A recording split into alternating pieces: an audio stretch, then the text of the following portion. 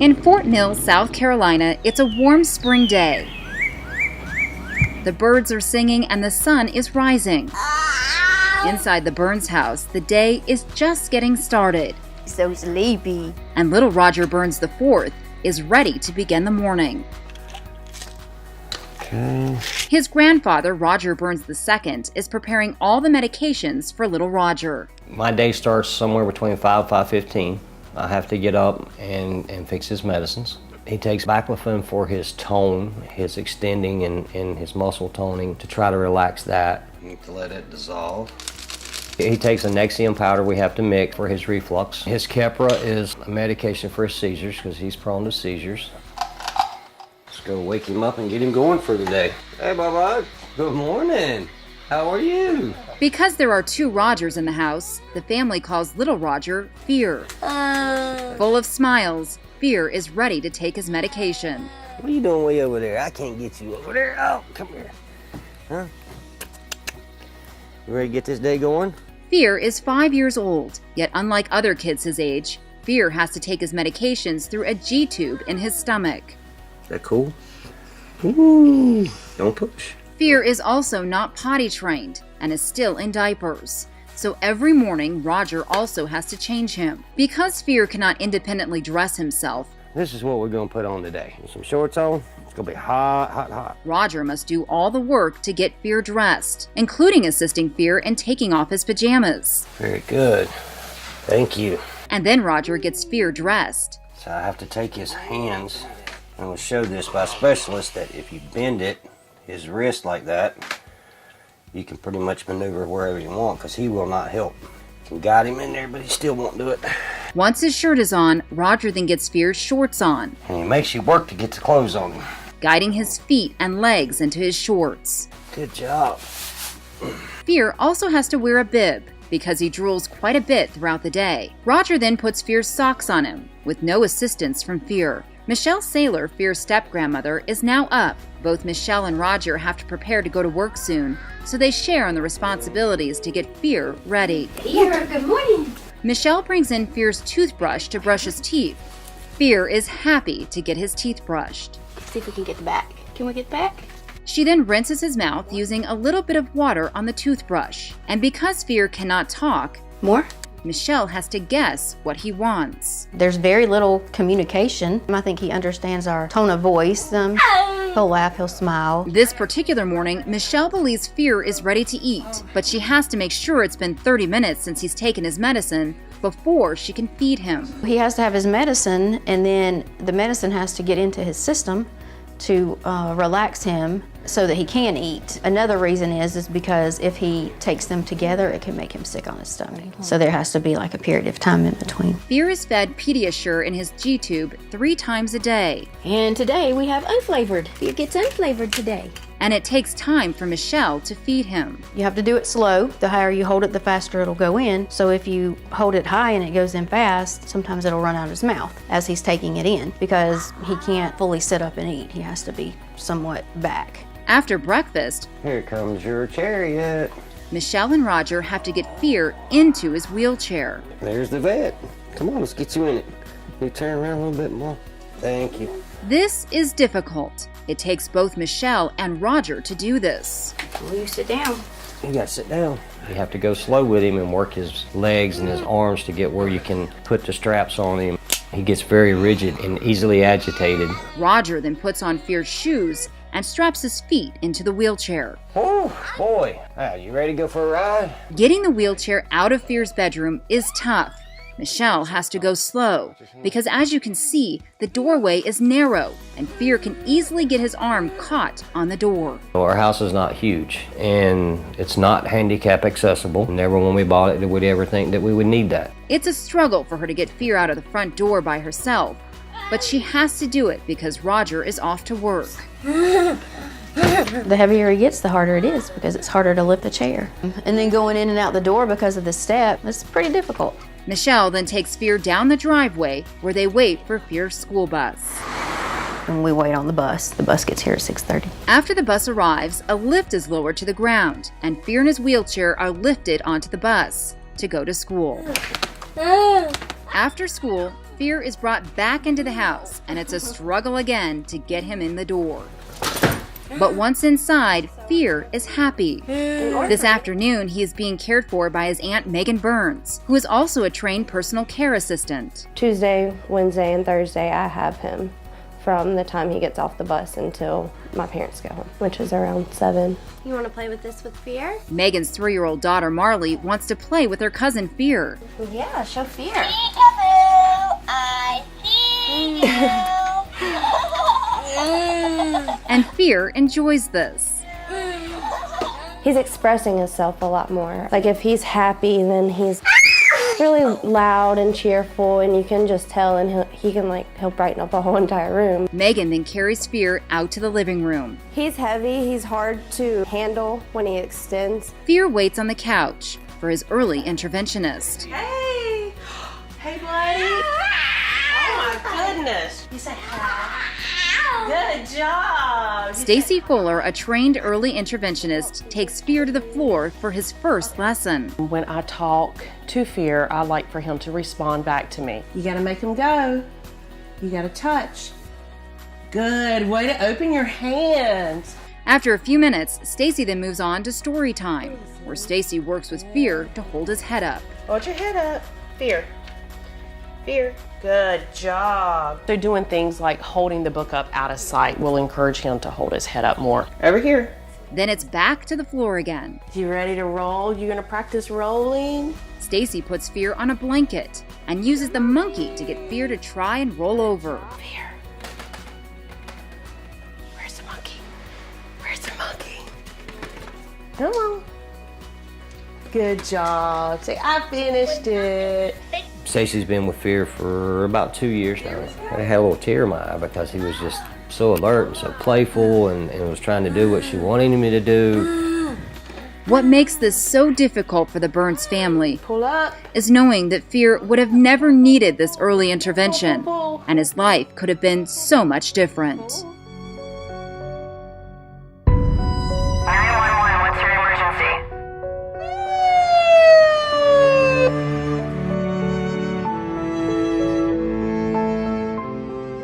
It was July 16, 2012, around 12:45 a.m. at Piedmont Medical Center. Brooke Neal was admitted at 39 weeks and 1 day, pregnant with Roger Burns IV, known as Fear. The attending physician was Dr. Norman Taylor, MD. During this visit, Brooke complains of sharp abdominal pain. She says the pain felt like bee stings all around my stomach, back, and privates. The records state Brooke had a blood pressure reading of 152/93, which is very high. And high blood pressure is a symptom of preeclampsia, according to Dr. Benjamin Hammer, who is an assistant professor of obstetrics, gynecology, and reproductive biology at Harvard Medical School. When you get a blood pressure that's over 140/90, you must consider preeclampsia as a diagnosis, especially at that gestational age. Again, Brooke is over 39 weeks pregnant, which Dr. Hammer says is a major factor when considering a diagnosis of preeclampsia. One thing that's important to note is that in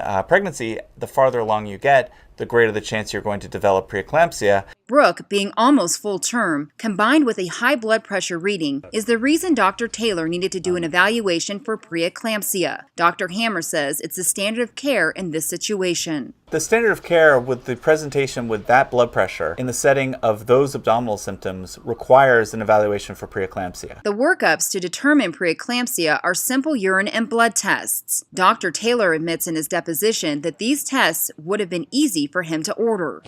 Either verbally order that or we'll write it on an order sheet. So I would just tell the nurse to get it. Okay, and then they would draw the blood for the labs? Yes. While Brooke is in the labor and delivery department? Yes, and we would wait for those results to come back. And from your experience and custom and practice, how long would it take to get those results? Hour and a half, 2 hours. Yet Dr. Taylor never orders a workup for a preeclampsia diagnosis. Furthermore, he admits he never even did a physical examination of Brooke. So is it fair to say that you did not examine Brooke? I did not examine Brooke, right? A cervical exam. Instead, it is documented in the medical records that 39 minutes after Brooke was admitted, she was discharged with a final diagnosis of leg pain. The standard of care in patients who are presenting with these types of symptoms is for the physician to evaluate her. This is not a patient who can be evaluated by the nurse and sent on her way with communication to the physician after the fact. This is somebody that the nurse needs to alert the physician to, and the physician needs to come and evaluate the patient themselves. 5 days later, on July 21st, 2012, Brooke returned to Piedmont Medical Center around 1 p.m. with complaints of abdominal pain and cramping since that morning. Brooke is now 39 weeks and 6 days. She is seen by Dr. Joe Robinson, MD, who orders electronic fetal monitoring. Dr. Robinson also performed a vaginal exam, documenting Brooke to have 0 cervical dilation and Roger Burns IV in utero to be at a -2 station. Dr. Robinson was evaluating her for rule-out labor. Abdominal pain could be associated with contractions. That could be a reason for the pain. In this circumstance, though, she was not having contractions, and the pain was not in a pattern or a timing that would be more consistent with labor. Brooke's blood pressure reading is 137/84. Again, this is high. It was just 5 days ago Brooke had seen Dr. Taylor at the same hospital with high blood pressure. And while these records were available to Dr. Robinson, he's not sure if he looked at them. I may have had her prenatal record to briefly scan. Oftentimes we do, to briefly peruse. But I don't recall I don't recall that she had been previously seen. The nurse may have said she had a check 5 days earlier, and I imagine they have that in their computer and they easily access that. And so that would be the extent of my knowledge about that. He had access to the medical record, and he could have looked back over her prior visit and seen that there was an elevated blood pressure, at which point he could have and should have evaluated her for preeclampsia at that point. But Dr. Robinson does not do a workup for preeclampsia, even though this is the standard of care. The standard of care for Dr. Robinson would be to evaluate her for preeclampsia. Instead, Brooke Neal is discharged home. Then 10 hours later, on July 22nd, 2012, at around 12:30 a.m., Brooke experienced vaginal bleeding and contractions 3 minutes apart. 911 is called. Piedmont Medical Center's EMS receives the call and is on the scene at 12:42 a.m. EMT personnel recorded the chief complaint as patient 40 weeks pregnant, vaginal bleeding since 0:30 hours, contractions 3 minutes apart. EMT personnel also noted 30 to 50 cc's of bright red blood to be around where the patient was lying. Furthermore, it's documented that Brooke's blood pressure was taken several times by EMT personnel. Her blood pressure was rising at an alarming rate from 83/41 at 12:53 a.m. to 83/37 at 12:57 a.m. and 117/84 at 1:03 a.m. In somebody who is pregnant with active bleeding with those blood pressures, it is an incredibly dangerous situation for both mom and for baby. Yet EMTs wait 20 minutes before going to the hospital. Symptoms that she had and the presentation that she had in the field with the EMTs necessitated rapid extraction and transport to the hospital. During transport, Brooke's blood pressure continues to increase. It was recorded as 216/132 at 1:08 a.m. and 216/187 at 1:11 a.m. It is also important to note during transport, Piedmont Medical Center was contacted and provided this report. This is critical because this is an obvious obstetric emergency. In this circumstance, with an obstetric emergency, every minute counts. Which is why Dr. Hammer says it's imperative that hospital staff is ready when the ambulance arrives. EMS called the hospital ahead of time to alert them that they were coming with somebody who was term, pregnant, bleeding, with significantly elevated blood pressures, and the purpose of that call is to alert the hospital to mobilize the staff necessary for obstetric emergency. Yet Piedmont Medical Center staff was not ready for this emergency. Instead, the ambulance arrived at Piedmont Medical Center at or about 1:12 a.m., and only nurse Erin Kersey was there to meet them. When Brooke arrived at Piedmont Medical Center, Nurse Kersey charted large amount of bright red blood noted on sheets. With that degree of bleeding, she needs to go to the operating room stat. Yet Nurse Kersey does not call the doctor. Dr. Robinson should have been notified right away and should have arrived in labor and delivery right when she came to the hospital to be able to administer emergency care. Instead, Nurse Kersey placed Brooke on the fetal monitor at 1:16. No fetal heart tones were recorded for 4 minutes. Then at 1:24 a.m., Nurse Kersey contacted Dr. Joe Robinson, MD. Taking the time to put her on the monitor, it took them 4 minutes of not finding the baby's heart rate before the doctor was called. With the amount of bleeding that she was having, Nurse Kersey should have alerted Dr. Robinson right from the get-go. Dr. Robinson arrived at bedside at 1:28 a.m. and at 1:30 a.m., Dr. Robinson ordered the admission of Brooke Neal for a stat C-section due to a placental abruption. When an abruption occurs, the oxygen supply is being cut off to a portion of the placenta. So it's decreased amount of oxygen that can be delivered to the baby, and it leads to progressive hypoxia and progressive acidosis. At this time, baby Roger IV is not receiving adequate oxygen, and the time is of the essence to get him out. And what is required by the standard of care is when you see a patient who has an urgent condition that you mobilize those resources. Yet the Piedmont Medical Center staff does not mobilize the resources needed to get baby Roger IV delivered. Instead, there are more delays. It takes 10 minutes to get Brooke into the operating room. She arrives at 1:40 a.m. Once in the operating room, there are still more delays. 7 minutes later, anesthesia was started at 1:47 a.m., and Dr. Robinson made the first incision at 1:48 a.m. All of these things should have happened a lot earlier in the circumstance here with an obstetric emergency. According to the American College of Obstetricians and Gynecologists, or ACOG, the acceptable time frame to accomplish delivery in the setting of a Category 3 fetal heart rate tracing has not been established. Historically, a 30-minute rule from decision to incision time for emergent cesarean delivery in the setting of abnormal fetal heart rate pattern has existed. However, the scientific evidence to support this threshold is lacking. Nevertheless, when a decision for operative delivery in the setting of a Category 3 electronic fetal monitoring tracing is made, it should be accomplished as expeditiously as feasible. The decision to incision interval and mode of delivery should be based on the timing that best incorporates maternal and fetal risks and benefits. When a patient is hemorrhaging, you don't sit and twiddle your thumbs for 29 minutes before you make the incision. In a circumstance like this, with a woman with blood pressures that are severely elevated, with bleeding and a fetal heart rate that cannot be ascertained, this is not a circumstance where you get 30 minutes between making the decision to do the C-section and performing the C-section. Piedmont Medical Center did not act immediately and therefore was negligent. When you have somebody who has an obstetric emergency, either from a maternal cause or a fetal cause, you get going without any delay. Basically, from the point at which she starts bleeding to the point at which the delivery occurred, there were significant delays. However, in Dr. Hammer's expert opinion, this emergency situation could have been prevented had both Dr. Taylor and Dr. Robinson done a workup for preeclampsia on July 16th and July 21st, which is the standard of care. The standard of care with the presentation with that blood pressure in the setting of those abdominal symptoms requires an evaluation for preeclampsia. And yet Dr. Taylor and Dr. Robinson failed to do anything to diagnose preeclampsia. They failed to diagnose preeclampsia, and in failing to diagnose preeclampsia, they missed the opportunity to deliver her before the abruption occurred.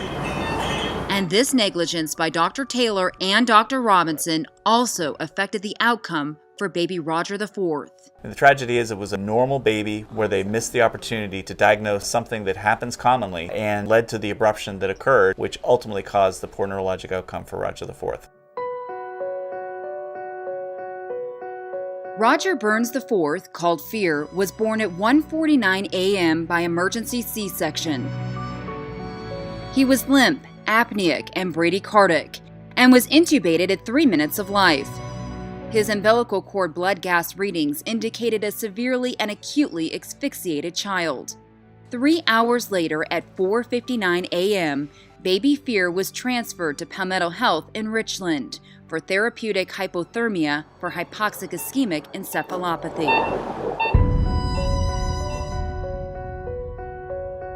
Plaintiff expert pediatric neurologist Bernard L. Maria, MD, states in his testimony that Fear suffered a severe global hypoxic encephalopathy from decreased oxygenation and blood flow caused by placental abruption. Furthermore, he states it was the abruption and the failure to rescue him in a timely fashion that caused the injury. Plaintiff expert neonatologist Brian Carter, MD, states in his testimony, "I believe that the window of injury that culminated in irreversible nature of brain injury started at about 41 minutes prior to delivery, but the severe portion was in the last 12 to 20 minutes.